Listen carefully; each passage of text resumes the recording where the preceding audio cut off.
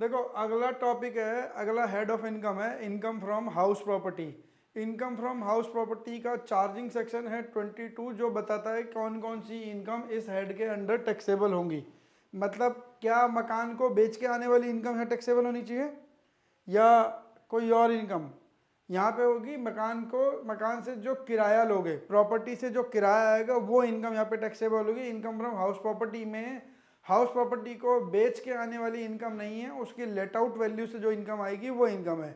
और income from house property एक अनोखा टॉपिक है अपने आप में, क्योंकि अभी तक आप हर किसी भी हेड को इसके बाद या इससे पहले पढ़ोगे वो वाली इनकम टैक्सेबल होगी जो आप एक्चुअली में अर्न कर रहे हो, वो इनकम टैक्सेबल होगी। यहाँ पे आपको ऐसी ऐसी चीज़ें भी मिलेंगी जब आप इनकम नहीं कमा रहे हो तब भी आपको टैक्स देना पड़ सकता है।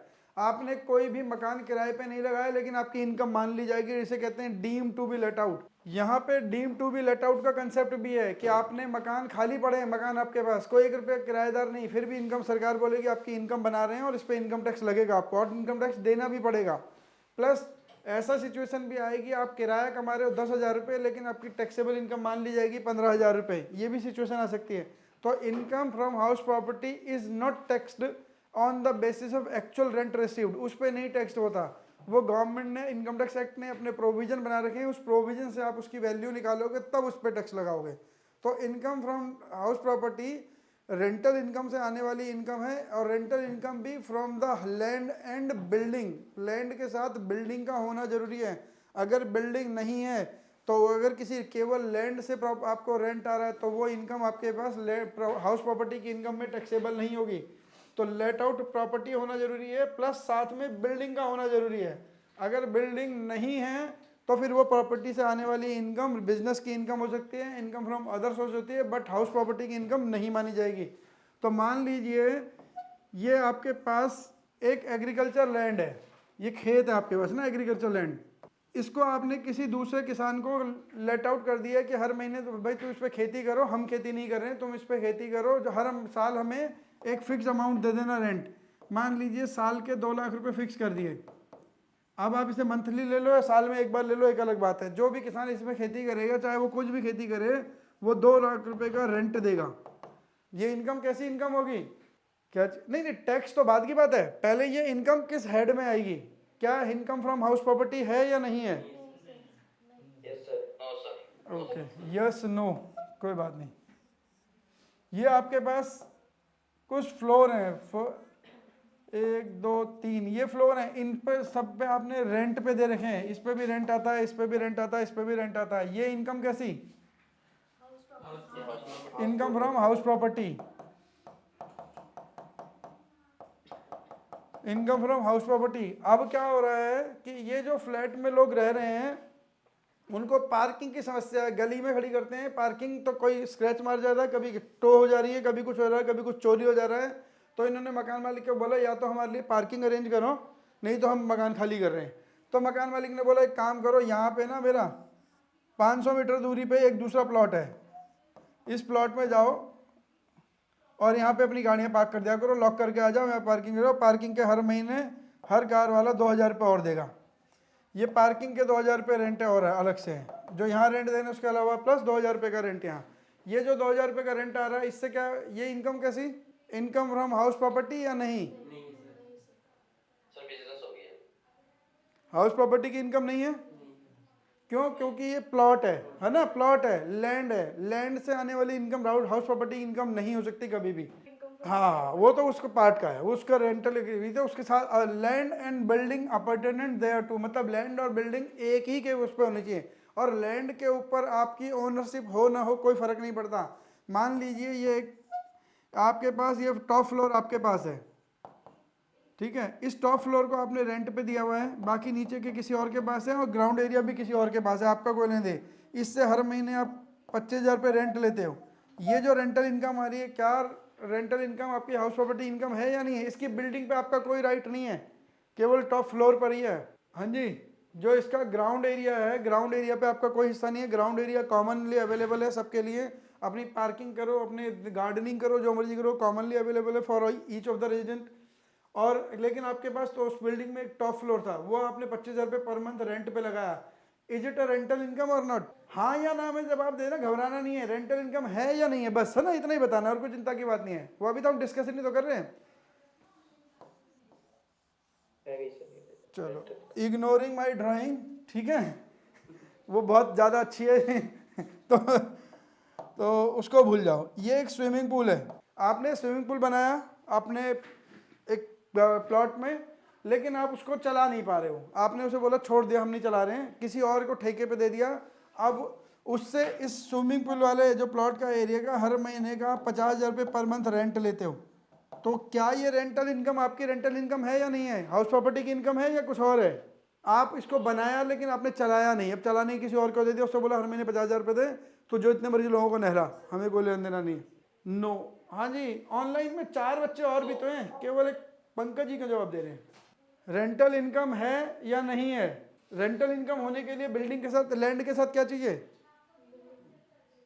बिल्डिंग कहाँ है? हाँ, बिल्डिंग, बिल्डिंग का मतलब ये नहीं कि दैट कंसिस्टिंग ऑफ रूफ, नहीं, छत वाली बिल्डिंग नहीं, उसके ऊपर कोई भी स्ट्रक्चर होना चाहिए, है ना, कोई भी स्ट्रक्चर होनी चाहिए जिस स्ट्रक्चर की वजह से आपको इनकम आ रही है। ये इनकम इस पूल की वजह से आ रही है।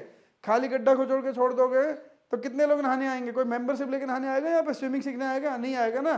तो बाकायदा पूल का एक अपना स्ट्रक्चर है जिसकी वजह से लोग मेंबरशिप ले रहे हैं, जिसमें आप ट्रेनिंग दोगे, वैसे वो आदमी एंजॉय करने आए जो बजे आए। ऐसे कोई कि आप 4 गड्ढे खोज कर दो आप इसमें नहाने आ जाओ, कोई आएगा? कोई नहीं आएगा। पूल अपने आप में एक स्ट्रक्चर है, जिस स्ट्रक्चर की वजह से आपके पास लोग आ रहे हैं ना। नहीं तो ऐसे तो गड्ढे जगह जगह, बहुत जगह दिल्ली की सड़कों में बहुत मिल जाएंगे आपको। तो उनका कोई रेंटल इनकम नहीं है, दिल्ली सरकार आपसे अपने आप फ्री में नहा के जाते हो सर्दियों बारिश में। अगर आपको रेंटल इनकम चाहिए तो उस पे साथ लैंड के साथ बिल्डिंग का होना जरूरी है। अगर बिल्डिंग नहीं है तो that income is not countable, not accounted for income under the head house property, वहाँ नहीं होगी अगर बिल्डिंग नहीं है तो। ये एक पार्किंग लॉट है, फिर पार्किंग पे लौट के आ गए हम, है ना। ये पार्किंग लॉट है और ये एक, हाँ जी हाँ जी, कंस्ट्रक्शन होना जरूरी है। हाँ, उसमें लैंड का, बिल्डिंग का होना जरूरी है। Land and building appurtenant, they are 2 word है वहाँ पे। उसमें स्विमिंग पूल वाला है कि नहीं है? है, बिल्कुल रेंटल इनकम है बच्चा। वो स्विमिंग पूल ही तो एक स्ट्रक्चर है जिसकी वजह से आपको इनकम आ रही है ना। स्विमिंग पूल से जो इनकम आएगी रेंटल इनकम, वो रेंटल इनकम हाउस प्रॉपर्टी में टैक्सेबल है, बिकॉज उस स्ट्रक्चर की वजह से वो इनकम है ना। उसके ऊपर छत का होना जरूरी नहीं है, बिल्डिंग के लिए छत का होना जरूरी नहीं है, सिविल स्ट्रक्चर होना चाहिए बस। इस पार्किंग में यहाँ पे आपने एक रूम बना रखा है। पार्किंग में ज़्यादातर जहाँ पार्किंग स्पेस अगर आपने देखे होंगे पब्लिक पार्किंग में, एक कंट्रोल रूम टाइप का होता है जहाँ से वो चाबियाँ लेता है, अरेंज कराता है चाबियाँ, है ना। ये एक एंट्री गेट पे एक रूम बना हुआ है। यहाँ पर भी एक रूम बना हुआ है कहीं खेत के कोने पे, जिसमें किसान जो है अपने औजार वगैरह, बीज वगैरह रख देता है कि ताकि बार बार कौन लेके आए कौन लेके जाए। तो दोनों के दोनों ये मिस्टर ओनरशिप है मिस्टर ए की। मिस्टर ए के पास एक प्लॉट ये, एक प्लॉट ये है। ये भी उसने किसी को रेंट पे दे दिया ₹50,000 पर मंथ, ये दे दिया किसी को 15,000 रुपये पर मंथ। दोनों रेंट पे हैं, इन दोनों में एक एक कमरा बना हुआ है। क्या ये इनकम रेंटल इनकम है या नहीं है? पार्किंग वाली इनकम रेंटल इनकम है, और एग्रीकल्चर लैंड वाली क्यों नहीं है? क्योंकि आपको पता है कि एग्रीकल्चर इनकम टैक्सेबल नहीं होती, इसलिए कह रहे हो क्या? उसमें भी तो रूम बना हुआ है एक। एग्रीकल्चर के लिए हो रहा है, हाँ, उसमें उसने बीज रखे हैं, अपने औजार रखे हैं ना। और एग्रीकल्चर इनकम से आने वाला रेंट, क्लास वाले बच्चे कह रहे हैं रेंटल इनकम में, हाउस प्रॉपर्टी की इनकम में टैक्सेबल नहीं होगा, और पार्किंग वाली हाउस प्रॉपर्टी की इनकम में टैक्सेबल होगा। हाँ जी, आप ऑनलाइन वाले बच्चों क्या बोल रहे हो? नहीं सर, पार्किंग वाला भी नहीं होगा। डिवाइड हुआ है थोड़ा सा। हाँ जी, मयंक, पंकज, जसकरण, निवेदिता, तरुण हैं, दोनों में दोनों में रेंट हाउस प्रॉपर्टी इनकम में टैक्सेबल है। ओके, दोनों होगा। मयंक क्या कह रहे हो आप बच्चा? पार्किंग बता रहे हैं। पार्किंग कह रहे हो आप। जसकरण, दोनों में से कोई भी इनकम हाउस प्रॉपर्टी की इनकम नहीं है भाई। आप पार्किंग, ये जो किराया आ रहा है इस कमरे की वजह से आ रहा है, इस स्पेस की वजह से आ रहा है, तो इस कमरे का क्या लेन देना? वो तो झोपड़ी भी डाल देगा, नहीं भी होगा कमरा तो क्या होगा? आप, है ना, वो तो एक फैसिलिटेशन काउंटर है, जैसे वो वाला फैसिलिटेशन काउंटर है, सेम फैसिलिटेशन है। रेंटल इनकम को जनरेट करने के लिए ये रूम पर जिम्मेदार नहीं है, ये पार्किंग का स्पेस जिम्मेदार है, यहाँ पे एग्रीकल्चर लैंड जिम्मेदार है ना, ये कमरा जिम्मेदार नहीं है। तो ये वो बिल्डिंग नहीं है जिसकी वजह से आपको इनकम जनरेट हो रही है। जैसे स्विमिंग पूल में उस स्ट्रक्चर की वजह से स्विमिंग पूल की रेंटल इनकम आ रही थी आपको, लेकिन पार्किंग में आप कभी ऐसा होता है पार्किंग के लिए जाते हो तो बोलोगे भाई तेरे रहने के लिए कमरा वमरा है तो मैं गाड़ी लगाऊंगा, नहीं तो मैं नहीं लगाऊंगा। या तेरे रहने के लिए कमरा नहीं दे रहा, मैं तेरे को 2,000 रुपये महीने किराए के नहीं दूंगा, मैं तो 1,000 रुपये दूंगा। तो सर पार्किंग स्ट्रक्चर तो होगा ही वहाँ। नहीं, पार्किंग से ओपन भी होते हैं, ओपन ही है, मैं तो कहीं नहीं रहा कवर्ड है, ओपन है, बिल्कुल ओपन लॉट है वो। पार्किंग ज़्यादातर ओपन ही है, किसी की प्राइवेट पार्किंग है तो एक अलग बात है, ज़्यादातर पार्किंग लॉट ओपन ही है। तो मैं तो कह रहा हूँ वो ओपन स्पेस है, जैसा वो है ऐसा वो है, पूरा लैंड है, प्लॉट है वो, है ना, वैकेंट लैंड है। तभी तो मैंने बोला कमरा केवल यहाँ पर है। तो ये हाउस प्रॉपर्टी की इनकम नहीं है, ये भी नहीं है, ठीक है, दोनों इनकम नहीं है। तो हाउस प्रॉपर्टी की इनकम के लिए बिल्डिंग होनी चाहिए, रेंटल फैक्टर जो इनकम जनरेट करने का फैक्टर है, that must be the building और पार्ट ऑफ द बिल्डिंग। ऐसा हो सकता है कि मान लीजिए आपके पास ये एक फ्लोर है, इसमें 4 कमरे हैं, तो आपने केवल ये वाला कमरा किराए पे दे रखा है, बाकी 3 आप खुद यूज कर रहे हो, तो कोई बात नहीं, ये जो इनकम आएगी कैसी इनकम है, ये हाउस प्रॉपर्टी की इनकम है, उसमें कोई डाउट नहीं है। हो सकता है आपने इस कमरे के भी 2 हिस्से कर दिए हो, तो इससे आप कुछ रेंट ले रहे हो, तो ये वाली इनकम कैसी है, रेंटल इनकम है, हाउस प्रॉपर्टी की इनकम। क्योंकि बिल्डिंग स्ट्रक्चर है वहां पर, है ना, बिल्डिंग का स्ट्रक्चर होना जरूरी है, there must be a building किसी लैंड के साथ। बिल्डिंग के 2 फ्लोर अगर पार्किंग के लिए अलॉट है तो फिर क्या क्या दोबारा लो, बिल्डिंग के 2 फ्लोर पार्किंग के लिए अलॉट है। अगर कवर्ड एरिया है तो है, कवर्ड एरिया है तो चार्ज है, जैसे पालिका वगैरह में है कि जो कवर्ड है, वो कह रहे हैं कि बिल्डिंग के 2 फ्लोर मान लीजिए, नीचे के 2 फ्लोर उन्होंने पार्किंग के ले रखे हैं, अगर वो कवर्ड स्ट्रक्चर है तो हाउस प्रॉपर्टी की इनकम है ना, क्योंकि लैंड के साथ बिल्डिंग है वहां पर। बिल्डिंग का रेजिडेंशियल यूज होना जरूरी नहीं है, बिल्डिंग का होना जरूरी है। सर अगर पार्किंग मल्टी लेवल हो जैसे हाँ वही तो कह रहे हैं, वही कह रहे हैं वो मल्टी लेवल पार्किंग में तो बिल्डिंग स्ट्रक्चर होता है ना वहाँ पर। तभी तो देखो आप ग्राउंड फ्लोर में पार्किंग ले रहे हो क्योंकि वैकेंट लैंड है, ऊपर जो फर्स्ट फ्लोर है उसके ऊपर वाले फ्लोर है उसमें पार्किंग क्यों ले रहे हो, क्योंकि वहाँ पे एक स्ट्रक्चर है आपके पास। बिना स्ट्रक्चर के हवा में तो गाड़ी रुकेंगी नहीं ना, स्ट्रक्चर है आपके पास, यानी कि ऊपर का किराया आपको मिली स्ट्रक्चर की वजह से रहा है। हाउस प्रॉपर्टी में सेक्शन 22 से होता है, टैक्स चार्जिंग सेक्शन होता है, सेक्शन 22, जो ये डिसाइड करता है कि आपको हाउस प्रॉपर्टी की इनकम में कब कब क्या क्या टैक्सेबल लगेगा। तो इसके अंदर हम सेक्शन 22 से लेकर 27 तक पढ़ेंगे, है ना। सेक्शन 23 बताता है लेट आउट प्रॉपर्टी की वैल्यूएशन कैसे निकाली जाती है। 23B not actually occupied for the owner property not actually occupied by the owner. Section 23 subsection 2B self occupied property. Section 23 2A partly let out partly self occupied. 23(3) 23(4) सब let deemed to be let out. 25A recovery of arrear और rent. ये सारी चीजें हम एक एक करके अभी आगे पढ़ते हुए जा रहे हैं ना। पहले हम देखते हैं chargeability of any income is taxable, ये सेक्शन 22 है। Any income is taxable under the head income from house property if the following condition satisfied. ये 3 कंडीशन सेटिस्फाई होनी चाहिए। क्या? Building and land apartment, building होनी चाहिए लैंड के साथ, है ना। लैंड के होने से किराए पे टैक्सेबल इनकम नहीं आएगी, लेकिन उसके साथ बिल्डिंग का होना जरूरी है। Plus ownership of the property, property की ओनरशिप होनी भी जरूरी है, ध्यान रखना। अगर ओनरशिप नहीं है तो हाउस प्रॉपर्टी की इनकम टैक्सेबल नहीं होगी आपको। और use of the property, property का यूज मतलब that property must not be used for business of the assessee. अगर वो किसी एसएससी के अपने ही बिजनेस में यूज हो रही है तो फिर हाउस प्रॉपर्टी की इनकम नहीं हो सकती उससे। यानी कि मान लीजिए मैं एक पार्टनरशिप फर्म हूँ, ठीक है, और पार्टनरशिप फर्म के नाम पर ही एक आपने बिल्डिंग खरीदी है, तो क्या वो फर्म अपने आप को किराया देगी? देखो ओनरशिप ऑफ द और use of the building, SSC के ये यूज ऑफ द बिल्डिंग का मतलब है कि यूज बाय एसएससी, जिसकी वो बिल्डिंग है वो क्या यूज कर रहा है। मान लीजिए ए और बी ने एक पार्टनरशिप फर्म बनाई, ये इन्होंने एक ऑफिस बिल्डिंग खरीदी, फर्म नहीं। अब यहाँ पे ऑफिस चल रहा है इसी का, है ना, फर्म का ऑफिस चल रहा है। अब क्या ये फर्म अपने आप को किराया दे सकती है? अपने आप को किराया तो दे नहीं सकती। तो यानी कि यहाँ से प्रॉपर्टी की इनकम, हाउस प्रॉपर्टी की इनकम इस फर्म को हो सकती है? नहीं हो सकती। अगर if the property is being used by the assessee for his own business, तो वो प्रॉपर्टी की इनकम, हाउस प्रॉपर्टी की इनकम वहाँ आ ही नहीं सकती कभी भी। लेकिन क्या था, जहाँ पे ये ऑफिस, ये वाला क्रॉस क्लियर हो गया? पहले बताओ। हाँ जी, ऑनलाइन वाले बच्चों, ठीक है। मान लो ये जो ऑफिस की बिल्डिंग थी ना, इसके ये बी के पास, ए के पास एक गोडाउन था जो ए के अपने पर्सनल नाम पे था। ऑफिस तो वहाँ चल ही रहा है। ए के पास पर्सनल नाम पे एक गोडाउन स्पेस था, जो गोडाउन स्पेस उसने ए बी एंड कंपनी को किराए पे दे दिया। A B and company. अब इसको किराए पे दे दिया, जो ए को किराया मिलेगा क्या वो इनकम हाउस प्रॉपर्टी की इनकम होगी या नहीं होगी? इस कंपनी से रेंटेड टू एबीएन कंपनी, इस कंपनी को किराए पे, इस फर्म को, पार्टनरशिप फर्म को मिस्टर ए ने अपनी गोडाउन स्पेस किराए पे दे दिया। अब ये फर्म हर महीने मिस्टर ए को एक फिक्स्ड अमाउंट से किराया दे रही है। क्या जो ए के पास इनकम आएगी वो हाउस प्रॉपर्टी की इनकम है या नहीं है? है, बिकॉज ये अलग एंटिटी है और ये अलग एंटिटी है। इस वाले केस में क्या था, ये दोनों एक ही एंटिटी थी। यूज ऑफ द बिल्डिंग का मतलब है, यूज ऑफ द प्रॉपर्टी का मतलब है that building, that property must not be used by the assessees own business.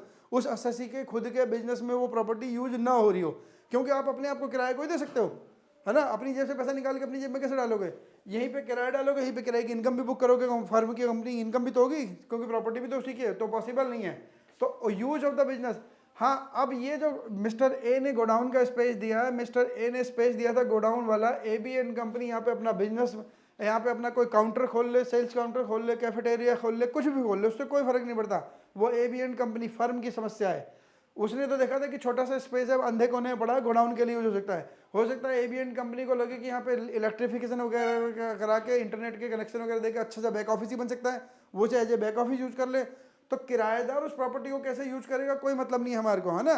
ABN company उसमें अपना ऑफिस खोले, सेल्स काउंटर खोले, कैफेटेरिया खोले, डॉर्मेट्री खोले, जो मर्जी खोले, इससे मिस्टर ए को कोई लेना देना नहीं है। अगर रेंट की कंडीशन में एग्रीड है तो कोई दिक्कत नहीं है। ए को जो भी पैसा मिलेगा वो किराए की इनकम ही कहलाएगा। यहां तक क्लियर है? ऑनलाइन वाले बच्चों भी बोल दो हाँ ना, है ना। चलो, अब एक चीज थी ओनरशिप ऑफ द प्रॉपर्टी। अगर ओनरशिप नहीं है तो फिर आपके पास रेंटल इनकम नहीं आ पाएगी। ये है मिस्टर एज फ्लैट, ये मिस्टर ए का फ्लैट है, इन्होंने लेट आउट कराया इसे mister B for 25,000 per month. 25,000 रुपये पर महीने के किराए पे मिस्टर ए ने अपना फ्लैट मिस्टर बी को दे दिया। अब बी हर महीने मिस्टर ए को कितने 25,000 रुपये देगा। तो ये जो किराए की इनकम है कैसी इनकम है? रेंटल इनकम है। किसके हाथ में? ए के हाथ में, बी के हाथ में? बी के हाथ में, बी के हाथ में है ना। ए को मिला, अच्छा चलो ठीक है, जैसे ज़्यादा बच्ची बात करें। अब बी ने क्या करा, बी ने अपना अलग काम करा, बी ने ये प्रॉपर्टी लेट आउट कर दी, let out to C for ₹30,000 per month, हर महीने 30,000 रुपये। तो जो बी को इनकम आ रही है वो कैसी इनकम है? बी ने यही वाली हाउस प्रॉपर्टी जो थी सी को किराए पे दी थी 30,000 रुपये महीने पे, यही वाली प्रॉपर्टी दी है दोबारा। तो अब सी हर महीने किराया दे रहा बी को, बी और सी के बीच में एक रेंट एग्रीमेंट भी हुआ बाकायदा, है ना। सी ने सी जो है हर महीने बी को 30,000 रुपये महीने किराए पे देगा। तो बी के पास जो इनकम आ रही है वो कैसी income? Income from house property होगी या नहीं होगी?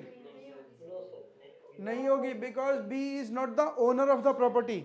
बी जो है ओनर ऑफ द प्रॉपर्टी नहीं है।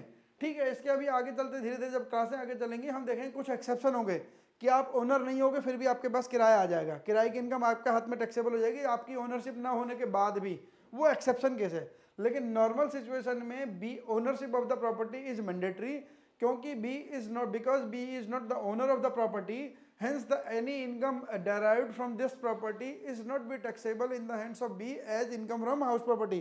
तो B के हाथ में वो इनकम फ्रॉम हाउस प्रॉपर्टी पे टैक्सेबल नहीं हो सकती। यहां तक का सिचुएशन क्लियर है? ये हो गया हाउस प्रॉपर्टी में सेक्शन 22 के लिए। सेक्शन 22 अप्लाई तब होगा जब ये 3 कंडीशन होंगी, बिल्डिंग होनी चाहिए, ओनरशिप होनी चाहिए और यूज ऑफ प्रॉपर्टी होना चाहिए। हाउस प्रॉपर्टी में टैक्सेबल क्या होता है? देखो हाउस प्रॉपर्टी में ना सबसे इनकम निकालनी सबसे आसान है, लेकिन इनकम निकालनी का पहला स्टेप टेढ़ा है। कुछ इनकम ऐसी हैं कैलकुलेट करनी, जैसे सैलरी थी, सैलरी तो पूरी अपने आप में बहुत सारी चीज़ें ले घूम रही है ना, सैलरी के अंदर अपने आप में बहुत सारी चीज़ें हैं, पहले स्टेप से लेकर आखिरी स्टेप तक बहुत सारी कॉम्प्लिकेशन है ना। आप एचआरए से चालू हो जाते हो और लास्ट तक कुछ ना कुछ बहुत सारी चीज़ें याद करनी पड़ेगी। इसमें अगर मैं कंप्यूटेशन बताऊँ आपको ताकि आपका मन लगा रहे बाकी हाउस प्रॉपर्टी में, तो कंप्यूटेशन अगर आप बनाओगे बहुत आसान है। देखो क्या है, ग्रॉस एनुअल वैल्यू, ये एक बार सर तो नोट मत करना, तो बहुत बार आएगा ये। Gross annual value less municipal taxes paid by owner, ये बहुत बार आएगा का मतलब ये ना कि यार ध्यान से सुनना भी नहीं है, ध्यान से सुन जरूर लेना, बार बार आएगा तो अगली बार आप ही बोलोगे। ये आती है नेट एनुअल वैल्यू, कर लो तो बहुत ही अच्छी बात है। लेस स्टैंडर्ड डिडक्शन, यहाँ पे भी एक स्टैंडर्ड डिडक्शन आ गई, देख लो। अगर किसी को करनी है तो कर भी लो, कोई दिक्कत नहीं। वैसे तो standard deduction under section 24A 30% of NAV, जो ये ऊपर निकाल के आना है इसे बोलते हैं NAV, है ना। इसे आगे आपको NAV मिलेगा और यहाँ पे आपको GAV मिलेगा, इसे GAV बोलते हैं। 30% of NAV less interest on borrowed capital, interest on loan under section 24B, जितना भी इंटरेस्ट पे कराओ बस। ये आपकी इनकम फ्रॉम हाउस प्रॉपर्टी है, इसमें और कोई डिडक्शन नहीं मिलती। Income from house property clear है। बस इसके अंदर इतना सा काम है इनकम फ्रॉम हाउस प्रॉपर्टी निकालने के लिए। अब लड़ाई पता कहाँ पर है, यहाँ पर। बस सारी सिरदर्द की जड़ ये है कि GAV कैसे निकलेगी। अगर आपने पहला स्टेप निकाल लिया तो बाकी कोई समस्या नहीं है। मैंने आपको ये नहीं लिखा रेंट रिसीव्ड, आपको पढ़ा के आ रहा हूँ कि आपने रेंट कितना लिया वो बोल रहा हूँ, लेकिन ये रेंट रिसीव्ड नहीं है always, it is not equal to rent received always. ध्यान रखना, ये हमेशा रेंट रिसीव्ड के बराबर नहीं होगा, हो भी सकता है और नहीं भी होगा, दोनों बातें डिपेंडिंग अपॉन द सिचुएशन। आपको कैलकुलेशन ही करके देखना पड़ेगा कि मेरी GAV इज इक्वल टू और less than the rent received और इज इक्वल टू और greater than the rent received. Is equal to और less than the rent received तो कभी हो नहीं सकती। क्यों? क्योंकि इनकम टैक्स ने एक फार्मूला निकाला आपको GAV निकालने का। मान लो उस GAV से वैल्यू निकल के आए 40,000 रुपये और आप कह रहे हो मैं रेंट ले रहा हूँ 50,000 रुपये, आप खुद कह रहे हो 50,000 रुपये, तो इनकम टैक्स होगा वो 40,000 रुपये टैक्स मांगेगा 50 पे मांगेगा, 50 पे मांगेगा। तो रेंट GAV जो है कभी भी एक्चुअल रेंट रिसीव्ड से कम तो हो ही नहीं सकती, ये बात तो ध्यान रखना, ये तो बाय डिफॉल्ट है। क्योंकि जब आप खुद कह रहे हो मैं 50,000 रुपये मांग रहा हूँ तो इनकम टैक्स का फॉर्मूला 40,000 रुपये लाके ही नहीं छोड़ेगा कभी भी। जब आप खुद कह रहे हो 50,000 तो इनकम टैक्स वाले इतने शरीफ आदमी कोई है कि अच्छा 50 कह रहे हो चलो 40 पे दे दो, नहीं हो सकता। जो एक्चुअल इनकम कमा रहे हैं उससे कम नहीं होगा कभी भी उससे ज़्यादा तो हो सकता है। अब ये GAV क्या होगी, जब जब रेंटल के फैक्टर बदलेंगे तब तब GAV बदल जाएगी। मतलब कि अगर मान लीजिए हो सकता है आपने पूरे साल एक प्रॉपर्टी को किराए पे निकाला, किराए पे रही आपकी एक प्रॉपर्टी पूरे साल, तो GAV निकालने का तरीका अलग। एक प्रॉपर्टी आपने 10 महीने किराए पे रखी, 2 महीने अपने पास निकाल रख ली, तो GAV निकालने का तरीका अलग। एक प्रॉपर्टी आपके पास 10 महीने किराए पे थी, 2 महीने किराएदार ही नहीं मिला, आपने भी यूज नहीं करी, खाली पड़ी रही, तो GAV निकालने का तरीका अलग। एक प्रॉपर्टी को आपने आधा अपना यूज कर रहे हो, आधा खुद किराए पे दे रखा, तो GAV निकालने का तरीका अलग। एक प्रॉपर्टी आपके पास पूरे साल आपने कभी किराए पे ही नहीं दी, तो भी GAV निकालनी पड़ेगी, तब हो जाएगा deem to be let out, है ना। कि आपके पास प्रॉपर्टी थी, आपने पूरे साल किराए पे नहीं रखी, इनकम टैक्स का तुम्हें कमाने की इच्छा नहीं है, हमें तो इच्छा है, हम तो आपसे टैक्स ले लेंगे, तो वो अलग सिचुएशन आ जाएगी, GAV निकाल देगा इनकम टैक्स आपकी, उसे बोलते हैं deem to be let out. तो जब जब किराए के फैक्टर में चेंजेज आएंगे तब तब GAV निकालने के तरीके में फ़र्क आ जाएगा, लेकिन उसके बाद के जितने भी स्टेप हैं सारे सेम है, इसमें कोई चेंज नहीं है। बस यही समस्या है, GAV ही सबसे बड़ी समस्या है, तो इसी पे फोकस रखें, बाकी तो ये सब कुछ याद रहता है, इसमें कोई समस्या नहीं है, इतनी बड़ी है भी नहीं समस्या। तो GAV निकालने का खेल एक एक करके सीखेंगे धीरे धीरे करके ना। ये क्या कह रहा है, gross annual value, net annual value, standard deduction, inter head deduction, inter head adjustment loss of house property और deem to be let out, एक एक करके देखते हैं। अभी हम केवल ये देख के आए हैं, 3 है ना, A, B और स्टैंडर्ड डिडक्शन, 3 चीज देख के आए हैं। चौथा इसके अंदर इंटरेस्ट ऑन होम लोन था, वो देख के आए हैं। ये इंटर हेड डिडक्शन अभी देखते हैं क्या करनी, जब वो डीम टू लेट आउट में आएंगे तो इंटर हेड डिडक्शन अपने आप कवर हो जाएगा, सेक्शन 23 सब सेक्शन 4 पे आएंगे तो ये अपने आप कवर हो जाएगा। यहां तक कि सिचुएशन कंट्रोल में है, ये वही चीज है जो हम अभी एग्जांपल करके आ रहे हैं ना। Ownership of the property, income from a building and land apartment thereto are chargeable to tax under the head of house property only in the hands of the owner. जिसकी ownership होगी उसी के हाथ में उसकी taxability भी आएगी, अगर वो प्रॉपर्टी का ओनर नहीं है तो टैक्स भी उसके हाथ में, इनकम यहाँ पे हाउस प्रॉपर्टी में टैक्सेबल नहीं आएगी। If a person deriving rental income from a property is not owner of such property, then the income so derived shall be chargeable tax to either from income from business income or from the residuary head, यानी कि जिसे बोलते हैं हम income from other sources, IUS बोलते हैं, जिसे residuary head बोलते हैं, कि जो कोई इनकम टैक्सेबल नहीं होगी वो फिर लास्ट में आईओएस में चली जाएगी। जब हम 5वां हेड पढ़ेंगे वहाँ पता लगेगा वो भी, है ना। To become an owner of the property, a person must hold a legal title of the property in his name. उसके पास लीगल टाइटलशिप होनी चाहिए। ये कोई कि possession से ओनरशिप कोई आती है। जैसे बी ने प्रॉपर्टी अपने नाम पे किराए पे ले ली, तो बी के पास possession तो बी के पास है ना उसका, लेकिन बी ने सी को किराए पे दे दी, तो बी को इनकम हाउस प्रॉपर्टी में कोई डाली, तो लीगल टाइटलशिप होनी चाहिए। लेकिन फिर बोल रहा हूँ मैं, इसके कुछ एक्सेप्शन ऐसे आएंगे जहाँ पे लीगल टाइटलशिप भी किसी और के नाम पे, फिर भी रेंटल इनकम कहीं और चली जा रही है। लीगल टाइटलशिप ट्रांसफर करने के बाद भी इनकम आपके पास वापस आ जाएगी, ऐसा भी सिचुएशन आएंगी अभी, है ना। He should be able to exercise the right of the owner not on behalf of the owner. यानी कि लीगल टाइटलशिप का मतलब एक मालिक वाले का अधिकार होना चाहिए, मालिक के बिहाफ पे मिलने वाले अधिकार नहीं चलते। बी ए ने बी को प्रॉपर्टी किराए पे दी, तो क्या बी मकान मालिक बन गया? नहीं, अल्टीमेट ओनरशिप तो अभी भी ए के पास ही है ना। ए बी ने उसको अपने अपने रेंट लीज डीड के बेस पे सी को किराए पे दे दी, तो भी वो on behalf of the ownership है, उसकी ओनरशिप बी की अभी भी नहीं है ना। उसने अपने रिस्क पे किराया दे दिया। हालांकि हर लीज डीड पे लिखा होता है the tenant will not sublet the property. हर लीज डीड में एक क्लॉज है फिक्स है कि टेनेंट इस प्रॉपर्टी को सबलेट नहीं करेगा, या वो पहले उससे एग्रीमेंट उस हिसाब से बनाया है कि मैं भाई ये पूरा स्पेस खरीदा हूँ, तो मेरे को पूरा किराया बताओ, मैं इसमें से जितने मर्जी ऑफिस बांट दूँ। वो सबलेटिंग का एग्रीमेंट क्लॉज अलग से ही बनता है फिर, है ना। लेकिन अगर आपने अपने लिए यूज लिया है तो आप सबलेटिंग नहीं कर सकते हो, वैसे भी अलाउड नहीं, लीगली भी सबलेटिंग अलाउड नहीं है। However, in certain situations, in spite of not holding the legal ownership of a property, a person is considered as deemed owner of the property, and accordingly, income from such property is chargeable to tax in the heads of a legal owner of the property. कई बार क्या होगा, legal टाइटलशिप ना होने के बाद भी आपके पास आ सकती है। कई बार हो सकता है लीगल टाइटल आपके पास है, तब भी रेंटल इनकम किसी और के पास चली जाएगी। दोनों सिचुएशन हो सकती हैं कि आपके पास प्रॉपर्टी की पेपर प्रॉपर्टी आपके नाम है, लेकिन रेंटल इनकम फिर भी किसी और के पास जा रही है। कई बार ऐसा होगा कि आपके पास लीगल ओनर टाइटलशिप आपके पास नहीं है, डॉक्यूमेंट आपके नाम नहीं है, लेकिन इनकम आपके हाथ में आ जा रही है। दोनों सिचुएशन होती हैं, वो अलग से है ना सिचुएशन, वो अलग स्पेशल सिचुएशन है।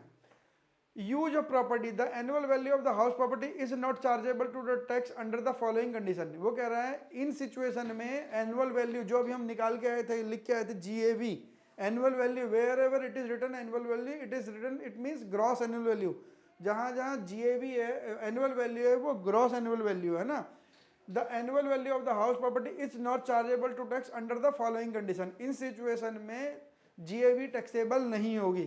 किस किस में? The owner of the property utilize the property for his carrying on his own business. अगर वो प्रॉपर्टी का ओनर अपने बिजनेस को चलाने की खुद ही यूज कर रहा है उस प्रॉपर्टी, तो GAV आएगी नहीं कभी भी, है ना। जैसे हमने बोला था AB&T कंपनी ने एक बिजनेस प्रॉपर्टी खरीदी, उसमें अपना ऑफिस चला रही है, तो उस ऑफिस से कोई किराए की इनकम आएगी नहीं, कभी GAV जनरेट ही नहीं होगी। तो ये कहने का मतलब है जो GAV, मैंने आपको बोला GAV निकालने का तरीका अलग है। GAV is not always equal to the rent received. और मैंने आपको ये बोला हो सकता है आप रेंट रिसीव्ड ना कर रहे हो तब भी GAV डिसाइड हो जाए, है ना। हमने ये भी तो अभी डिसाइड करा कि आप रेंट रिसीव्ड नहीं कर रहे हो, आपने प्रॉपर्टी किराए पे नहीं दी, फिर भी आपकी एनुअल वैल्यू टैक्सेबल हो जाएगी। तो वही बोल रहा है कि आप एनुअल वैल्यू टैक्सेबल नहीं होगी, कब? जब आपने वो प्रॉपर्टी अपने ही बिजनेस में यूज कर रहे हो तो नहीं होगी। दूसरा, where assessee's business is it to commercially exploit the property by letting out. यानी कि अब मेरा मान लीजिए मेरा क्या काम है, मैंने यही काम करता हूँ, बिल्डिंगें बना रहा हूँ, बिल्डिंगों को किराए पे दे रहा हूँ, ठीक है। एक बिल्डिंग बनाई, उसमें सारी किराए पे चढ़ी दी, दूसरी बिल्डिंग चढ़ाई, उस पर किराए पे दी, तो अब एनुअल वैल्यू मेरे लिए टैक्सेबल नहीं होगी, अभी PGBP की इनकम हो गई मेरे लिए। आप समझ रहे हो सेकंड पॉइंट का मतलब? बी पॉइंट का मतलब, where assessee's business is to commercially exploit the property by letting out. यानी कि उसका काम क्या है, प्रॉपर्टियां डेवलप करता है, किराए पे देता है, प्रॉपर्टी डेवलप करता है, किराए पे दे देता है। तो अब वो जो उसका बिजनेस है वो हाउस प्रॉपर्टी की इनकम नहीं आएगी, वो बिजनेस में आ जाएगा। अगर आपको याद होगा तो GST में हमने सफारी रिट्रीट का एग्जाम्पल पढ़ा था, केस लॉ पढ़ा था सफारी रिट्रीट का, याद है?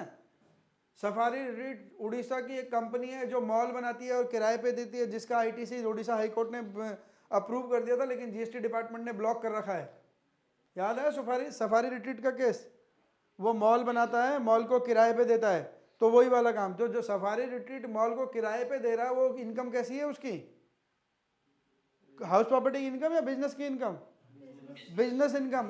वो हाँ, वो ये कह रहा है कि ये वाली सिचुएशन में एनुअल वैल्यू नहीं निकालनी है, वो एनुअल वैल्यू रेंटेबल, वो आपकी रेंटल इनकम ही टैक्सेबल है, जो आप रेंट रिसीव कर रहे हो वो PGBP की तरह कंसिडर होगा। एनुअल वैल्यू इन केसों में हम नहीं निकालेंगे। उसका कहने का मतलब ये है कि अगर किसी आदमी का काम ही यही है प्रॉपर्टी को एक्सप्लॉइट करना, प्रॉपर्टी को डेवलप करना और लेट आउट कर देना, तो उसके लिए हाउस प्रॉपर्टी की इनकम के प्रोविजन एप्लीकेबल नहीं है, उस पर पीजीबीपी की इनकम लगेगी। तो जिसके लिए सही, बिल्कुल सही एग्जांपल सफारी रिट्रीट का है, जिसका आईटीसी जीएसटी डिपार्टमेंट ने ब्लॉक कर दिया था और वो उड़ीसा हाई कोर्ट से केस जीत चुका है, सुप्रीम कोर्ट में वो केस पेंडिंग है अभी आज की डेट में। यही डिसीजन हुआ था जब हम सेक्शन 16 पढ़ रहे थे, सेक्शन 16 पढ़ा था और सेक्शन 17(5) पढ़ा था जीएसटी का, याद है? ब्लॉक क्रेडिट और civil structure is not allowed, है ना, फॉर सेल्फ यूज वाला था जो, तो वही 17(5) में ब्लॉक था, जो जिसका एडवांटेज देके डिपार्टमेंट ने उसका आईटीसी ब्लॉक कर दिया था, जो मॉल को बनाने में उसने जितना जीएसटी लगाया है। Where factory building is given to on rent for to subsidiary for to carry on the business activities. मान लीजिए ये आपके पास एक पूरा प्रेमाइसिस है, बिल्डिंग है पूरी, इसमें आपका ऑफिस चलता है। अब आपने क्या करा, आपने एक कंपनी, ये XYZ है, ये ABC है, इस कंपनी में आपने क्या करा, 60% की शेयर होल्डिंग ले ली, इस कंपनी के शेयर्स खरीद लिए 60%। तो the movement you purchase more than 50% of the share in a company, U becomes the parent of that company. आप किसी कंपनी के अगर 50% से ज़्यादा 51% भी शेयर खरीद लोगे तो आप इस कंपनी के पेरेंट बन गए, यानी कि now XYZ is parent company of ABC limited. ये पेरेंट है और ये सब्सिडरी कहलाएगी। क्लियर है? अब आपने क्या करा, क्योंकि शेयर होल्डिंग 60% ज़्यादा है, सारे मैनेजरियल डिसीजन, ऑपरेशनल डिसीजन अब आप ही ले सकते हो, क्योंकि आपके पास मेजोरिटी शेयर होल्डर है, इक्विटी स्टेक आपके पास ज़्यादा है, तो सारे डिसीजन लेने की पावर आपके पास है। अब आपको लगता है कि ये जो कंपनी में जहाँ ये ऑपरेशनल एक्टिविटी चला रहे हैं, अननेसेसरी पावर वेस्टेज होती है, ये स्पेस का बर्बादी हो रही है और कंट्रोलिंग भी मुश्किल है। तो आपने क्या करा, आपने इसका सारा ऑपरेशन जो है यहाँ पे शिफ्ट कर दिया, आपने यहाँ पे एक स्पेस दे दिया यहाँ पे कि आ जाओ भाई ABC लिमिटेड, तुम यहाँ पे आ जाओ, यहाँ से चलाओ, लेकिन तुम हमें इस स्पेस के बदले में रेंट दोगे हर महीने। ठीक है? ABC लिमिटेड का वो स्पेस आपने किसी और काम के लिए यूज़ कर लिया, किसी और अच्छे काम के लिए आपने कोई रेंट आगे फर्दर किसी को रेंट पे दे दिया, कुछ और कर दिया, वहाँ से उठा के सारा ऑपरेशन उठा के यहाँ ले आए। तब क्या हमारी सेम बिल्डिंग में होगा, कंट्रोलिंग आसान से होगी, मैनेजमेंट आसानी से होगा, हम इसको प्रोडक्शन अच्छा कर सकते हैं, तो इसलिए आप उठा के यहाँ ले आए। तो अगर आप लेकिन आप हर महीने उससे रेंट चार्ज करोगे, है ना, फ्री भी नहीं दोगे, क्योंकि वो अलग एंटिटी है, वो अलग एंटिटी है, क्योंकि 40% तो बाहर वालों का हिस्सा भी है ना, आपका तो 60 ही तो है, 40 तो बाहर वालों का भी, जो भी प्रॉफिट आएगा 40% में वो लोग भी तो मांगेंगे, तो आप इसमें सारे खर्चे तो प्रॉपर डालोगे ही ना। तो इसका रेंट चार्ज कर रहे हो, XYZ लिमिटेड ABC लिमिटेड से रेंट चार्ज कर रही है for better operation of the subsidiary. तो ये भी इनकम कहाँ पे होगी, इसकी भी एनुअल वैल्यू लेटरिंग नहीं होगी, ये सीधे रेंटल इनकम ही चार्ज करेगी। ये इसके पास ABC के पास रेंटल इनकम है, बिजनेस इनकम आएगी, एनुअल वैल्यू नहीं निकालनी है इसकी। क्लियर है? हाँ जी, ऑनलाइन वाले बच्चों क्लियर है ना? आज क्लास के लास्ट में आपका भी इंटरव्यू है, ध्यान रखना। अभी आपको क्लास के लास्ट में एक एक करके वीडियो ऑन करके यहाँ रिव्यू देने पड़ेंगे, लाइव कैमरा रिकॉर्डिंग चल रही है, ध्यान रखना। ठीक है सर, हम 5 मिनट पहले क्लास एग्जिट कर देंगे।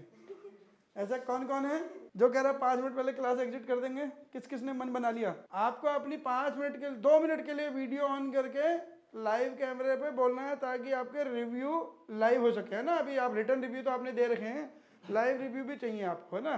सन्नाटा, अरे इतना सन्नाटा क्यों हो गया भाई?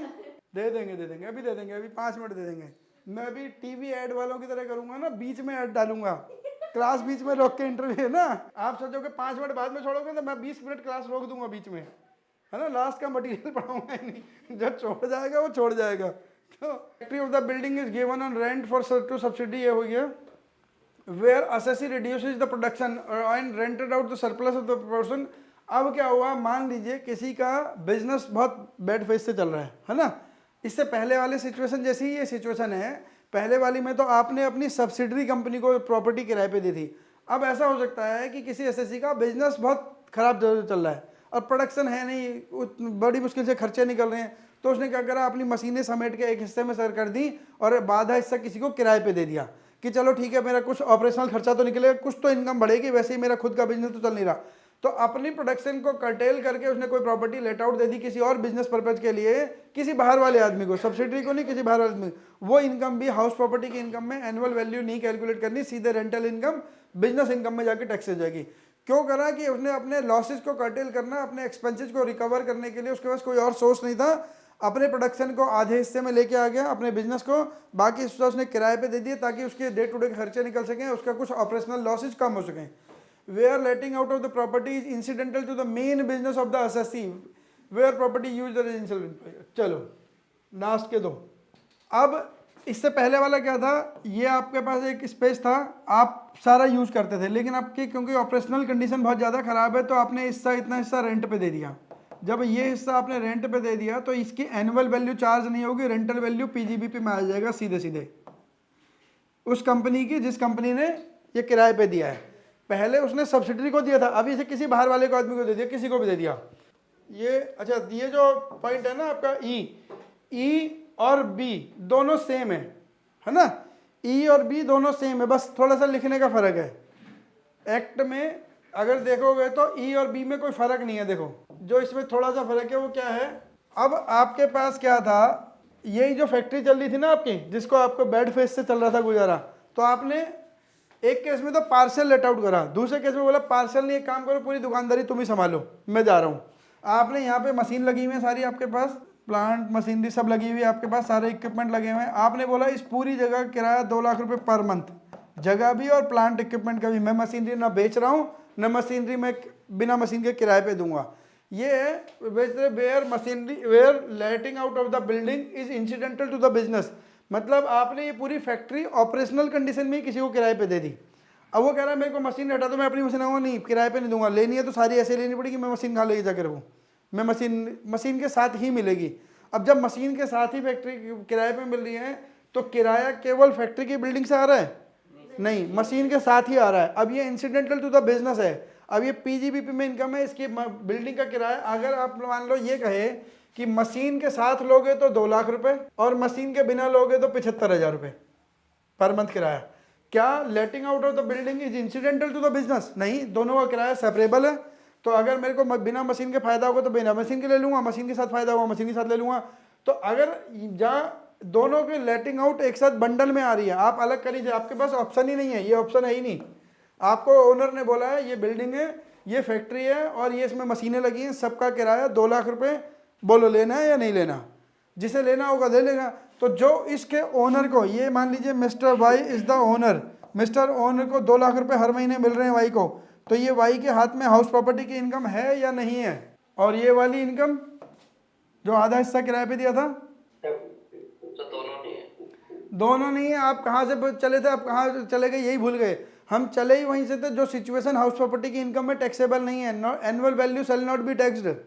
इन किसी भी सिचुएशन में एनुअल वैल्यू टैक्सेबल नहीं होगी, यानी कि उसकी इनकम पीजीबीपी में जाएगी या आईओएस में जाएगी, रेंटल इनकम नहीं होगी उसकी टैक्सेबल। जब हम पूरा दे देंगे तब भी तो अब आपके पास मशीन और बिल्डिंग दोनों का किराया है ना, खाली बिल्डिंग का किराया कोई है।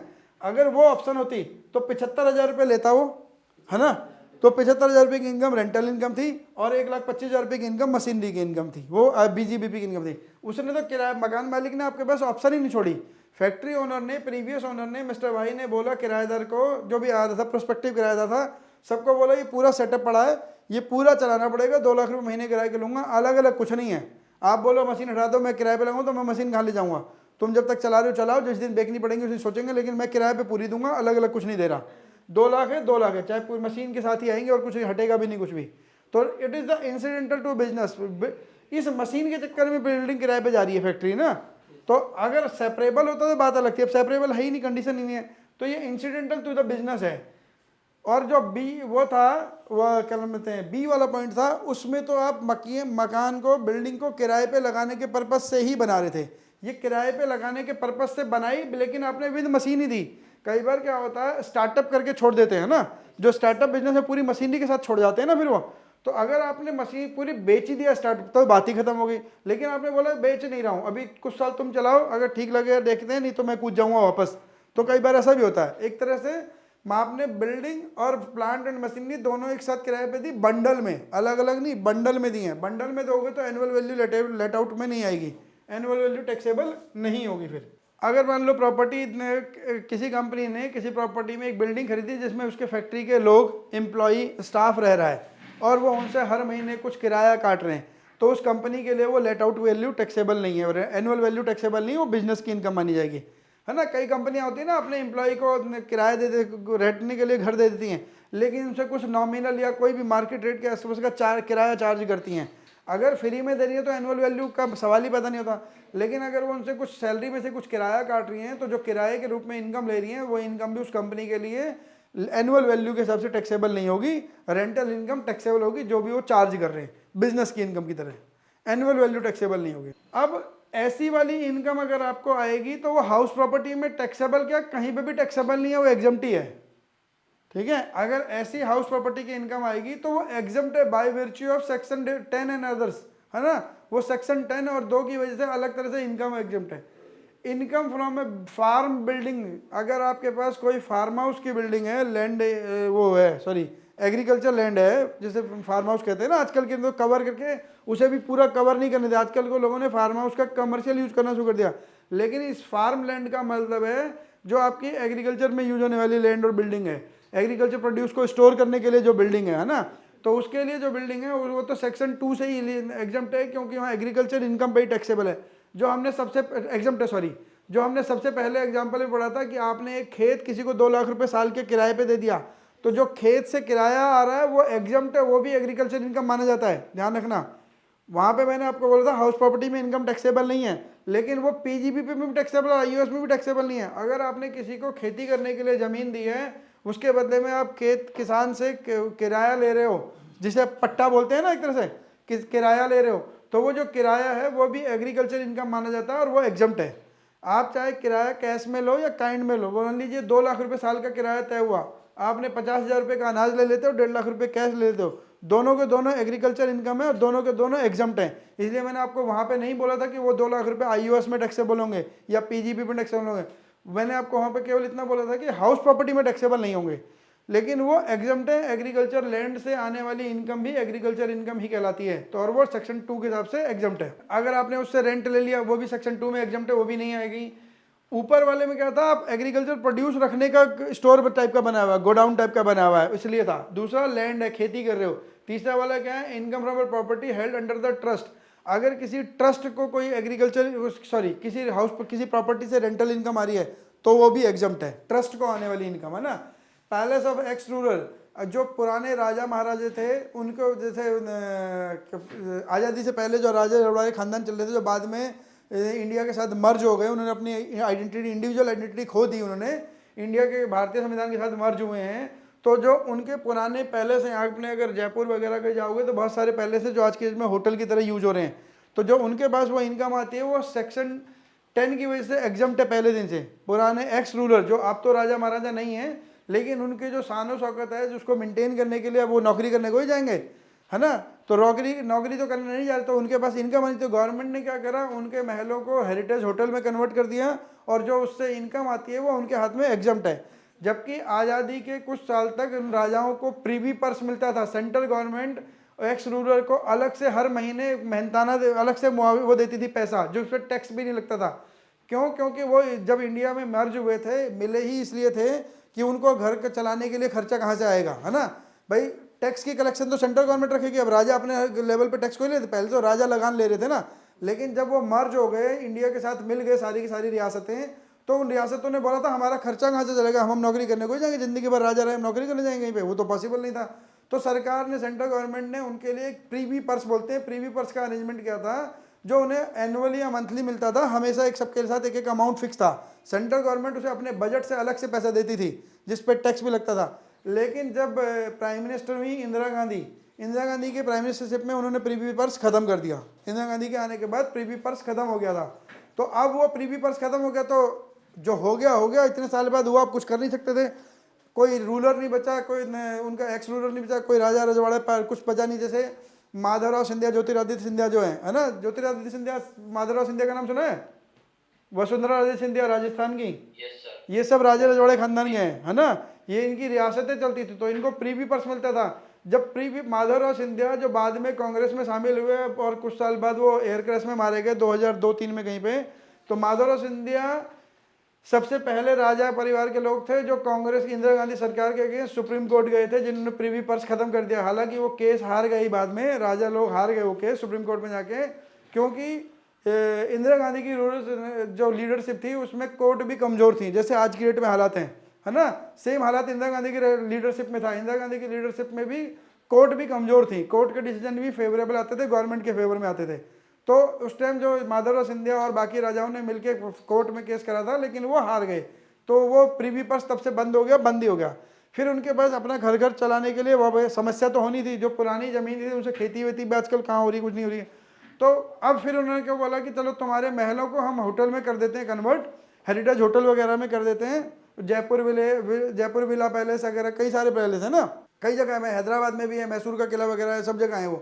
वो हेरिटेज चीज़ें हो गई हैं, और उनके अगेंस्ट जो इनकम होती हैं वो इनकम इनके पास एग्जम्प्ट होती है तो वो भी बिल्डिंग ना, महल भी तो बिल्डिंग है, लेकिन वो इनकम ही एग्जम्प्ट है। Income from of A local authority, local authority मतलब म्यूनिसिपल काउंसिल हो गया, पीडब्ल्यूडी हो गया, एमसीडी हो गया, इनके पास अगर कोई बिल्डिंग है और उन्होंने किसी को किराए पे दे दी है तो वो इनकम एग्जम्प्ट है। Income from of a certain institute, किसी कुछ जो सेक्शन 1023 में कुछ स्पेशल इंस्टीट्यूटों के नाम दिए गए हैं, उनकी इनकम भी एग्जम्प्ट है। इसके अंदर मेरे ख्याल से ICAI भी है ना, इंस्टीट्यूट चार्टर्ड अकाउंटेंट भी इसी के अंदर है, वो भी एग्जम्प्ट है उसकी income. Income from of A registered trade union, कोई ट्रेड यूनियन है, अगर वो रजिस्टर्ड है और उसके पास कोई बिल्डिंग है, उसने अपने खर्चे चलाने के लिए उसको किराए पे दे रखा है, तो वो एग्जम्प्ट है। ये कुछ नहीं है, ये ट्रेड यूनियन का फेवर देने वाला काम है, इसमें कोई अलग से कोई काम नहीं है, इसका कोई लॉजिक नहीं है। ट्रेड यूनियन ने प्रेशर देके कभी सरकार से डलवा लिया होगा क्लॉज, अपनी इनकम एग्जम्प्ट करा ली होगी, बाकी इसके पीछे कोई लॉजिक नहीं है। वो उन्होंने कई बार ऐसा होता है, कई चीज़ों को फेवर करने के लिए डालना पड़ जाता है, तो वो उन्होंने डलवा लिया होगा। Income of A political party, ये तो आप जानते हो, ये तो अपने लिए बनाएंगे कानून, अपनी इनकम को कहाँ टैक्सेबल देंगे। अच्छा, आपको पता है जो मिनिस्टर्स को सैलरी मिलती है वो उसकी टैक्सेबिलिटी कहाँ होती है? हम सैलरी पढ़ के आ गए ना पूरा। जो मिनिस्टर विद पोर्टफोलियो होते हैं, जो फाइनेंस मिनिस्टर है, कोई पावर मिनिस्टर है, कोई एग्रीकल्चर मिनिस्टर है, कोई इंडस्ट्रियल मिनिस्टर है, कमर्शियल में, तो उनको जो सैलरी मिलती है, मिनिस्टर को सैलरी मिलती है, MP MLA को, ये तो पता है ना आपको। तो MP MLA की सैलरी टैक्सेबल कहाँ होती है? कहीं हमने पूरे सैलरी में पढ़ा क्या? नहीं पढ़ा ना। नहीं, एग्जम्प्ट भी नहीं है बच्चा, एग्जम्प्ट भी नहीं है। ये देखो साहिल कह रहे आपने पढ़ाया नहीं, हे भगवान। मिनिस्टर्स को सैलरी मैंने इसलिए नहीं बढ़ाई क्योंकि मिनिस्टर को मिलने वाली सैलरी IAS में टैक्सेबल है, IAS में हम अभी आए नहीं। जो MP MLA हैं विद पोर्टफोलियो, जिनके पास कोई खाली MP होने से नहीं है, जिनके पास कोई विभाग है ना, जब उनके पास विभाग रहते हुए, किसी के फाइनेंस मिनिस्ट्री है, किसी का लॉ मिनिस्ट्री है, किसी का एग्रीकल्चर मिनिस्ट्री है, जब वो मिनिस्टर रहते हुए कोई इनकम कमाते हैं तो वो इनकम फ्रॉम हाउस प्रॉपर्टी में अदर सोर्सेज में टैक्सेबल है, इनकम फ्रॉम सैलरी में टैक्सेबल नहीं है। क्यों? क्योंकि सैलरी के अंदर आप पढ़ के आ गए हो, कोई खर्चे अलाउड नहीं होते, लेकिन IAS के अंदर बहुत सारे खर्चे अलाउड होते हैं। वो अपनी इनकम को सैलरी बोलते हुए लेते हैं, वो कहते हैं हम पार्लियामेंट से, लोकसभा से, राज्यसभा से और विधानसभा से सैलरी ले रहे हैं, लेकिन उसको टैक्सेबिलिटी सैलरी में नहीं, उन्होंने अलग से डाला हुआ अपने लिए क्लॉज की है, इनकम IAS में। अंधा बाटे रेवड़ी अपने अपने को दे, ठीक है ना, तो अपने फायदे के लिए सारे इंतजाम करके बैठे हुए हैं। तो मिनिस्टर्स को जो सैलरी मिलती है इनकम फ्रॉम सैलरी में टैक्सेबल नहीं है, वो IAS में, ताकि वहाँ खर्चा डाल सके। हाँ तरुण बोलो बच्चा। जिसकी वजह से डिपार्टमेंट नहीं है उसका भी आएगा? वो तो नहीं, वो सैलरी यहीं आ जाएगा, वो यहीं आ जाएगा। जिसके पास पोर्टफोलियो है तो वो वहाँ IAS में वो खर्चा डाल सकता है अपने लिए।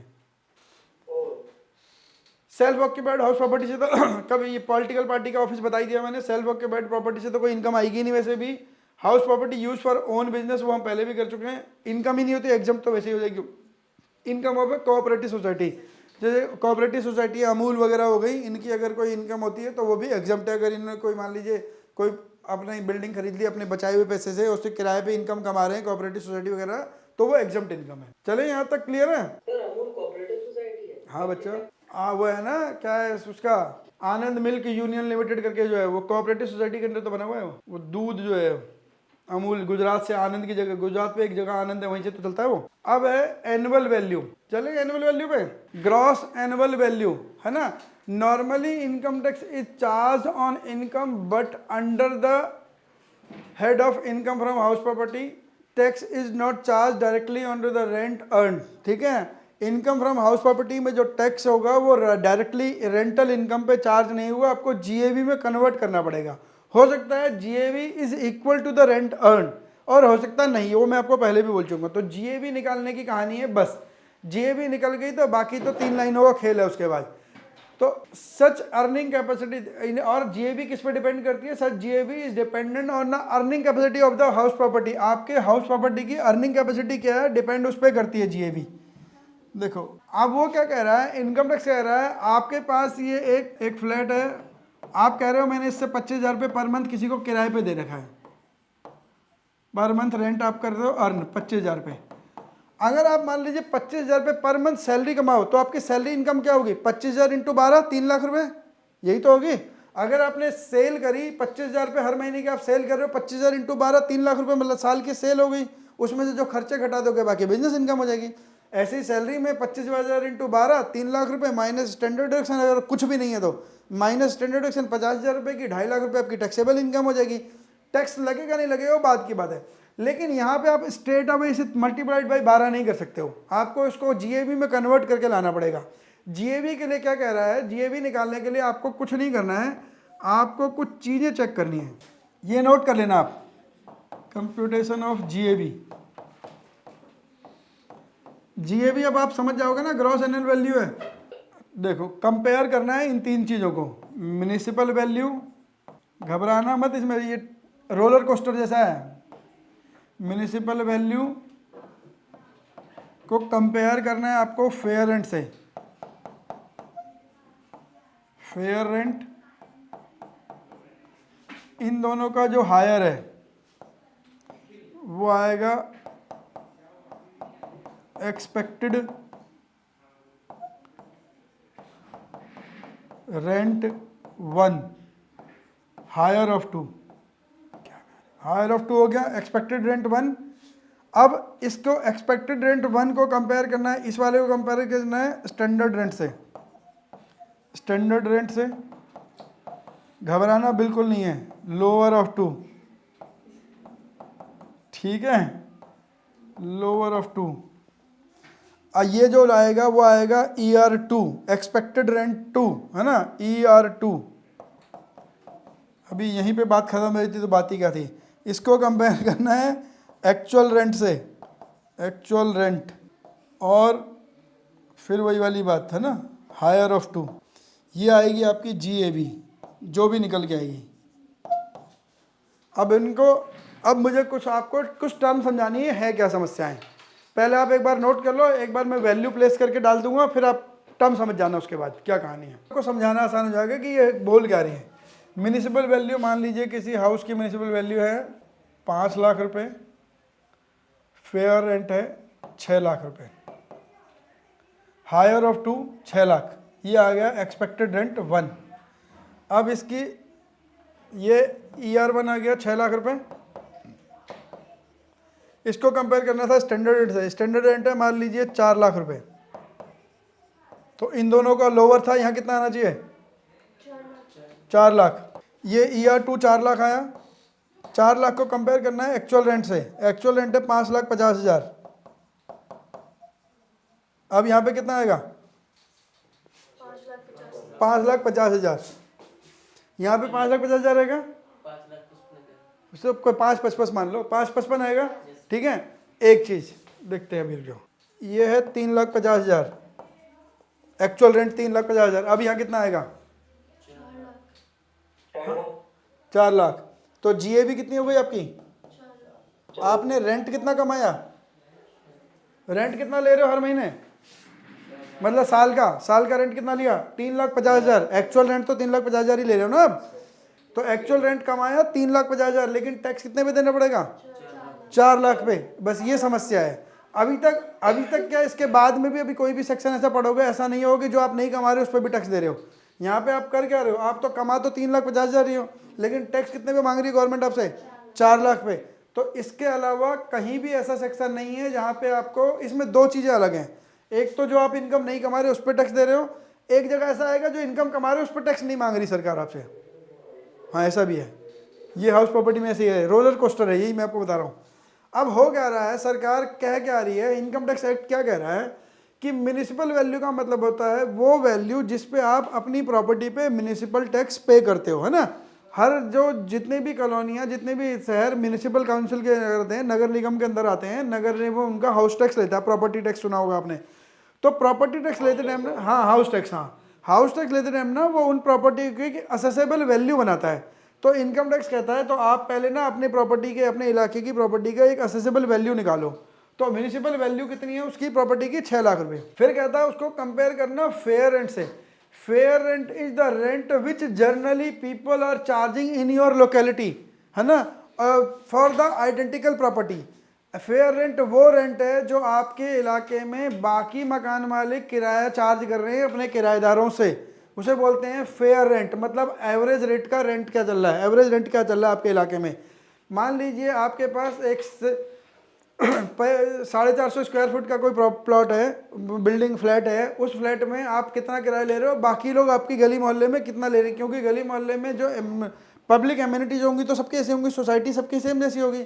तो वो कह रहा है बाकी लोग किराया कितना ले रहे हैं, तो पता लगा बाकी लोग कितना किराया ले रहे हैं, 6 लाख रुपए, और आप कितना ले रहे हो, 3.5 लाख रुपए। तो सरकार कह रही है ये तो कुछ तो बेईमानी कर रहे हो। हालांकि कोई लॉजिकल रीजन नहीं है ना, लॉजिकल रीजन नहीं है, लेकिन अब है तो है। Fair rent is the rent which is charging by other people in the society. उस आपकी सोसाइटी में, आपके आसपास में जितने भी लोग हैं वो कितना किराया चार्ज कर रहे हैं एवरेज, औसतन। बाकी लोग 6 कर रहे हैं, आप ही 3.5 लाख क्यों कर रहे हो, ये क्वेश्चन है ना। सरकार कह रही है हो सकता है आप वहाँ किराया आधा दिखा रहे हो, बाकी लोग ईमानदार हैं, आप लोग बेईमानी कर रहे हो, तो इसलिए वो चेक लगा रखें। अब इन दोनों से हायर चला 6 लाख। अब दूसरी चीज़ है, इसको कंपैरिजन किससे करना है हमने, स्टैंडर्ड रेट से। Standard rent is the rent defined by the rent control act in India. India में रेंट कंट्रोल एक्ट नोटिफाई हो चुका है, लेकिन सारी स्टेटों ने उसे एप्लीकेबल नहीं करा। सेंट्रल गवर्नमेंट ने नोटिफाई कर दिया, लेकिन हर स्टेट में रेंट कंट्रोल एक्ट लगता नहीं है। जहाँ जहाँ रेंट कंट्रोल एक्ट लगता है वहाँ स्टैंडर्ड रेंट ये बताता है कि आप अपने किराएदार से इतने से ज़्यादा किराया नहीं ले सकते। मतलब रेंट कंट्रोल एक्ट कह रहा है आप अपने किराएदार से 4 लाख से ज़्यादा किराया नहीं ले सकते किसी भी सूरत में। अगर 4 लाख से किराया ज़्यादा लिया और किराएदार कोर्ट चला गया तो आपको पैसा वापस करना पड़ जाएगा। लेकिन होगा क्या, किराएदार कोर्ट जाएगा, इससे पहले मकान मालिक कमरा ही खाली करा देगा। तू जा भाई, तू खाली कर दे, मेरे को 4 लाख देने वाले और बहुत मिल रहे हैं, 6 लाख देने वाले मिल रहे हैं मेरे को, तू 4 की बात कर रहा है। तो किराएदार थोड़े कमजोर पोजीशन में होते हैं, तो रेंट कंट्रोल एक्ट का उनके लिए कोई काम नहीं है ना, वो कभी डिस्प्यूट में ही काम आता है। वैसे नॉर्मली किराए के कम ज़्यादा में कोई लेके केस नहीं जाता कि ये मेरे से रेंट कंट्रोल एक्ट से ज़्यादा किराया ले रहा है कोई, और हर स्टेट में नोटिफाई भी नहीं है। लेकिन इनकम टैक्स ये मान रहा है कि जो किराया रेंट कंट्रोल एक्ट ने बताया है उससे ज़्यादा पे मैं टैक्स क्यों लगा दूँ, फिर तो लोग उसी से ज़्यादा भी चार्ज करना शुरू कर देंगे ना। मैं अननेसेसरी लोगों को किराए को इन्फ्लेट कर दूंगा। अगर मैं ज़्यादा पे टैक्स लगाऊंगा तो लोग ज़्यादा ही किराया चार्ज करना पड़ेंगे, गरीब आदमी का नुकसान हो जाएगा। तो इनकम टैक्स कहता है इसका जो लोअर होगा ना वो ले लेना, यानी कि आपका जो municipal value of fair rent का कंपैरिजन है वो स्टैंडर्ड रेंट से ज़्यादा नहीं हो सकता कभी भी। तो स्टैंडर्ड रेंट इन दोनों में लोअर, तो इन दोनों में लोअर लेके आए 4 लाख रुपए। तो अब आप एक्चुअल में कितना कमा रहे हो ये बताओ जरा। वो कह रहा है 3.5 लाख। तुम बड़ा अच्छे आदमी हो, तुम तो स्टैंडर्ड रेंट से भी नीचे चले गए। 4 लाख तो तुम ले सकते थे ना, 4 लाख की तो किराएदार भी मना नहीं कर रहा, मैं भी मना नहीं कर रहा, तुम 3.5 लग रहे। ये भाईबंदी तुम अपने पास रखना, मुझे तुम 4 लाख पे टैक्स दे दो, ठीक है। ये भाईबंदी अगर हो सकता है ना, क्योंकि देखो मकान के किराए में बड़ी प्रॉब्लम है, कहीं से कहीं तक चेक का कोई काम नहीं है उसमें, कैसे घूमता है ज़्यादातर केस में। तो आप इनकम टैक्स के पास कोई और तरीका नहीं था, है ना, कि इसकी इनकम को टैक्सेबल कैसे बनाया जाए। ना कोई उसका कोई रजिस्ट्रेशन होता है ना कुछ होता है, ऐसा कोई मैकेनिज्म नहीं है सरकार के पास। तो सरकार ने बोला ये सिस्टम लगा दिया, मैं एक्ट में डिफाइन कर दिया, आप इनको कंपेयर करना और कंपेयर करके जो GAV आई उस पर टैक्स लगा लेना। अगर आप यहाँ पे 5.5 लिखा था, जैसे मैंने अभी 5,55,000 रुपये लिखा था, तो यहाँ पे क्या लेके आते, यहाँ नीचे कितना आता, फिर 5,55 आता। यही बात मैं आपको शुरू में बता रहा था कि अगर आप अब किराया ज़्यादा कमा रहे होगे तो टैक्स ज़्यादा पर ही लगेगा, फिर 4 लाख पे नहीं लगेगा, अब 5,55 पे किराया लगेगा, क्योंकि ये तो आप एक्चुअल में कमा ही रहे हो ना। स्टैंडर्ड रेंट तब तक बात कर रहा था कि अननेसेसरी किसी को नुकसान ना करो, लेकिन अब तो ऑलरेडी कमा रहे हो, फालतू ही चार्ज ही कर रहे हो, तो फालतू चार्ज कर रहे हो, टैक्स भी फालतू पे दोगे। तो ये निकालने का तरीका है GAV where the property is let out for whole the year, section 23 sub section 1। अगर प्रॉपर्टी पूरे साल किराए पर है तो ये तरीके से GAV निकलेगी, ठीक है।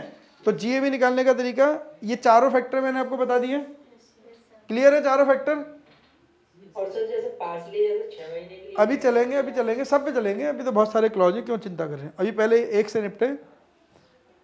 GAV आ गई। GAV निकालने के बाद computation of taxable income, computation of taxable income है ना,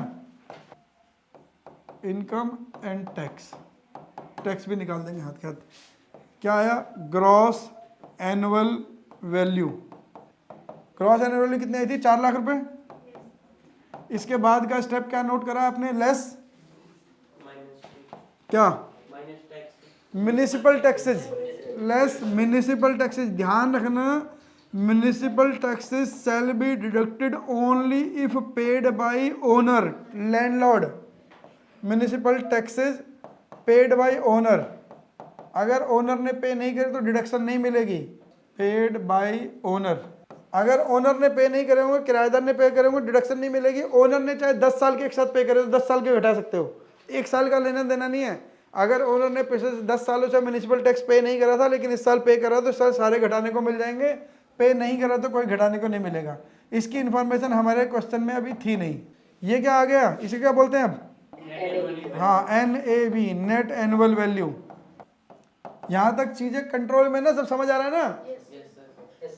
इसमें से क्या करना था, less standard deduction under section 24A या 16 या 16 बने वाली, 16 बने वाली भी तो स्टैंडर्ड डिडक्शन थी। नहीं सर 24 16 बने वाली कहाँ पे है, 16 बने वाली स्टैंडर्ड डिडक्शन कहाँ पर है, सैलरी में है। सैलरी में अभी तो एक ही चीज पढ़ा है, हाँ स्टैंडर्ड डिडक्शन वो सैलरी में है। Standard deduction under section 24A 30% of NAV। ये पता क्यों मिलती है आपको, ये क्यों मिलती है, क्या है, जिस मकान को आपने किराए पे दे रखा है उसकी कुछ रिपेयर मेंटेनेंस भी तो कराते हो ना। अगर आपने मकान किराए पे दे रखा है, कभी उसमें कुछ टूट फूट होगी, कभी उसमें कुछ खराब होगा, वो सब चीज़ें भी तो आपको ठीक करानी पड़ती है, तो रिपेयर मेंटेनेंस में कुछ खर्चा करना पड़ता है। पहले क्या होता था, इनकम टैक्स ने एक्चुअल खर्चा अलाउ कर रखा था, जो आप एक्चुअल खर्चा करोगे वो अलाउड था। लेकिन हो क्या रहा था, हम सब हिंदुस्तान में ईमानदार लोग हैं, हम सब, है ना। जब मैं हम सब कह रहा हूँ तो हम सब ही हैं फिर, है ना। तो हो क्या रहा था, मान लीजिए आपने किराए पे, इनकम टैक्स ने बोला जो भी आप एक्चुअल खर्चा कर रहे हो उस प्रॉपर्टी को अपकीपिंग के लिए पूरे साल भर में हटा लो। हो क्या रहा था, रिपेयर कराई, लेबर को दिए 2000 रुपये, और ज़्यादा डॉक्यूमेंट क्या चाहिए, लेबर से सब वाउचर ही तो साइन कराना है, वाउचर साइन करा के रख लिया। वाउचर लेबर गई, कितने हो गए 20,000, जीरो ही तो बढ़ानी है, तो 2000 के 20,000। यानी कि लोग फेक खर्चे क्लेम कर रहे थे, जो रिपेयर नहीं भी करा रहे थे वो खर्चे भी क्लेम कर रहे थे। क्या करना, किसी दुकानदार से बिल लेना, किसी मजदूर को चौक से पकड़ के पर्ची साइन करनी है। अगर मजदूर को नहीं भी पकड़ना तो वैसे ही अपने आप से उल्टे हाथ से लिख दो अब्दुल, है ना, करीम रहीम कुछ भी लिख दो, राम श्याम घनश्याम कुछ भी लिख दो। तुम लेबर की चौक को दोबारा, चौक की लॉबर को दोबारा पकड़ के लाओगे। कौन सा किसी, अगर मेरे को मकान की रिपेयर करनी है, क्या मैं बाकायदा इंजीनियर बुलाऊंगा, ठेकेदार, टेंडर छुड़ाऊंगा, ऐसे काम होगा? वो तो रूटीन की मेंटेनेंस हो ही नहीं सकता, पॉसिबल नहीं है। तो इसमें क्या होता है, लोग घपले कर रहे थे, बेईमानी के, तो सरकार ने वो ऑप्शन विड्रॉ कर दी। तो जब देखो, कई बार क्या होता है, गवर्नमेंट पहले से ज़्यादा समझदार होती है, कई बार गवर्नमेंट क्या करती है, हालात देख के बदलना पड़ता है उसको। अभी जब हम सेट ऑफ लॉसेस पढ़ेंगे तो वहाँ पे एक और ये हाउस प्रॉपर्टी फिर दोबारा आएगा। तो कई बार ऐसा भी होता है कि सरकार को मजबूरी में वापस करना पड़ते हैं जो ऑप्शन दे रखी हैं, तो इसलिए अब उन्होंने कहते हैं 30% फ्लैट। अब आप पूरे मकान में पूरे साल 1 रुपया भी खर्च ना करो तो भी 30% मिलेगा। आप 4 लाख रुपए मकान की रिपेयर मेंटेनेंस में कर दोगे तो भी 30% मिलेगा। सरकार आपसे एक्चुअल टैक्स खर्चा पूछने वाली नहीं है ना, आपसे एक्चुअल खर्चा कुछ नहीं पूछा जाएगा, कितना करा कितना नहीं करा कुछ नहीं, 30% फ्लैट, यानी कि 1,20,000 रुपये घट जाएंगे। Less interest on borrowed capital, interest on loan. अगर आपने इस मकान को, जिसका ये किराया आ रहा, ध्यान रखना, इस मकान को बनाने के लिए, खरीदने के लिए, रिपेयर कराने के लिए कोई लोन लिया है और उसकी किस्तें भर रहे हो, तो जब किस्तों में इंटरेस्ट दोगे वो इंटरेस्ट डिडक्टेबल है पूरा का पूरा। इस इनकम से ज़्यादा भी हो सकता है, वो ध्यान रखना, क्योंकि मकान जब हम शुरू में खरीदते हैं तो शुरू में जब EMI पे कर रहे हैं तो इंटरेस्ट अमाउंट ज़्यादा होता है उसके अंदर, वो इससे ज़्यादा भी हो सकता है और इससे कम भी हो सकता है, जितना भी एक्चुअल होगा। इंटरेस्ट ऑन लोन एक्चुअल, जब तक ये एक्चुअल लिख रहा हूँ, for the property which is let out for whole of the year, ये सब जगह एक्चुअल नहीं है, ध्यान रख लेना। अगर प्रॉपर्टी सेल्फ ऑक्यूपाइड होगी तो ये बदल जाएगा, ये एक्चुअल है।